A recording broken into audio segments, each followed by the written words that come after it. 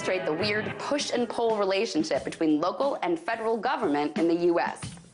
Grand Rapids, Michigan has a river called the Grand River, and FEMA refuses to certify its flood walls, saying they're too short. The mayor, however, feels that the walls are not only high enough, they're a local issue, and the feds should just mind their own damn business. So last April, days-long rain fell in Grand Rapids, which caused flooding. People were being evacuated, water was rushing into buildings, the city was shelling out money to protect their wastewater treatment plant. But Mayor Heartwell kept delaying the declaration of a state of emergency. His colleagues, the media, and the police kept asking him why he wouldn't make the declaration, ensuring they'd get federal help and funds if water broke over the river's flood walls. So a local paper submitted a Freedom of Information Act request for the mayor's emails to find out what was behind his delay.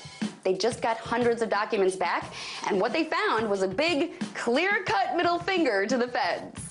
It boils down to this.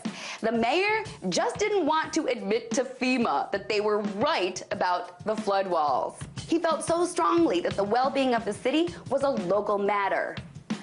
Finally, after many days of holding out, he did declare the state of emergency.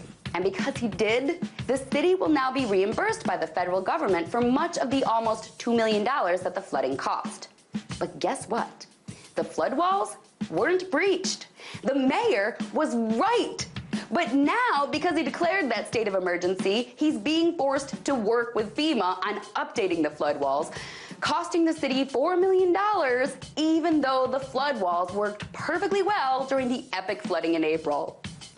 The relationship between U.S., local, and federal governments is so weird.